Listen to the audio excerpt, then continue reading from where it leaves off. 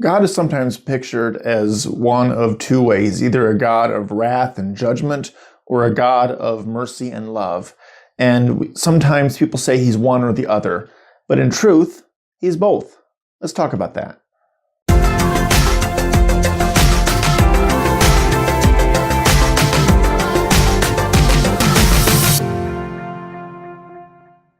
Sometimes people look at the Bible and see in the Old Testament a God of judgment, of wrath, of vengeance, of anger, and then they turn to the New Testament and they see a God of love and mercy and compassion, and they come to the false conclusion that either this is two different gods, well, it's actually the same God, or they say that God is only one way in the Old Testament and only another way in the New Testament, as if it's two personalities or two something of God. And that's actually not true either, because in both the Old and the New Testaments, we see both the judgment and the mercy. And in the passage we're going to look at today, Jeremiah chapter 31, the first 6 verses, in there we're going to see both sides, both aspects of God. So let me go ahead and turn to it on my phone here, and I'll go ahead and put it on the screen for you, and we'll go ahead and read through it.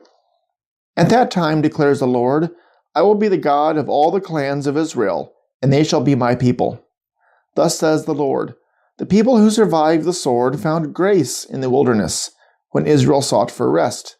The Lord appeared to him from far away. I have loved you with an everlasting love, therefore I have continued my faithfulness to you. Again I will build you, and you shall be built, O Virgin Israel. Again you shall adorn yourself with tambourines, and shall go forth in the dance of the merrymakers. Again you shall plant vineyards on the mountains of Samaria. The planters shall plant, and they shall enjoy the fruit. For there shall be a day when watchmen will call in the hill country of Ephraim, Arise, and let us go up to Zion, to the Lord our God.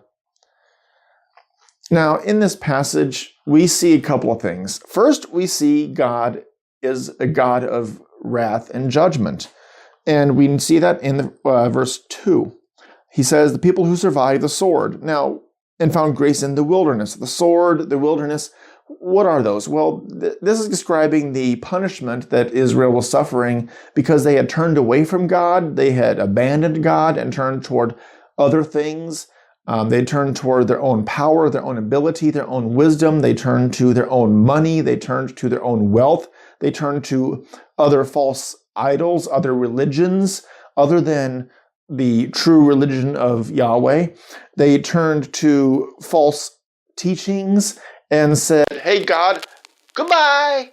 We're going to go do our own thing, and we're going to find our way to happiness and to heaven our own way because, well, we don't like your way. We want to do it our way. I did it my way. Okay, that's a bad singing. But that's what they did. And God said, and God had told them, if you do this, I actually told them when you do this because he knew they were going to. But he said, if you do this, and when you do this, you're going to be punished. They did it, and they were punished. They were held accountable for their actions. And God now says, you've repented, you have put your faith in me once again, and so things will change. But we see in here the God of wrath and judgment. He does hold people accountable for their sins. But then most of this passage deals with God's restoration, deals with God's forgiveness, with his mercy, with his love, something that some people say he isn't in the Old Testament. Well, this is the Old Testament. He says, they sought rest. He said in verse 3, I've loved you with an everlasting love, continued my faithfulness. He said, I will build you again. He said, you shall adorn yourself with tambourines, you shall be lifted up, you shall be restored, basically. Plant vineyards in the mountains, again, restoration.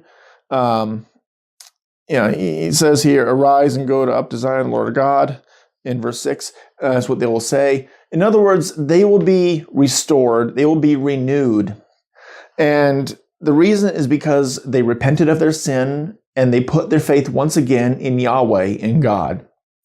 Now, what does that mean for us? As I put on my website when I do these on the blog format, bringing it home. What does that mean for us? Well, sometimes the hard times that we're going through are because God's trying to show us what we've done wrong. We've turned away from Him. He's holding us accountable for our own sin. We've turned away from Him, turned to other things, abandoned Him, and walked away, and decided to trust in other things. We may trust in ourselves. Like Israel, we may trust in our own wealth, our own power, our own knowledge, our own wisdom. And sometimes we turn to other religions other than Christianity. And I don't mean the ritual Christianity. I mean the faith in Christ alone, the personal relationship with Jesus Christ. We turn away from that and we turn to other things. A popular one is the Eastern philosophy of karma. I've got a little video that explains why karma doesn't actually work, because it's a works-based salvation. But we turn to all kinds of other things. Some people turn to humanism or atheism and say, I'm going to follow that type of teaching. But God says, I'm going to hold you accountable for that.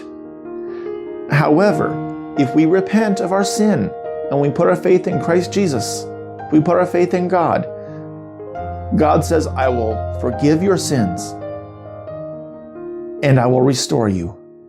That relationship that you broke, the relationship that was once like this, that you ripped apart and destroyed, I will restore. So as you look at your life this week, today, whenever you may be watching this video, as you look at your life, do you need to go to God and say, God, forgive me?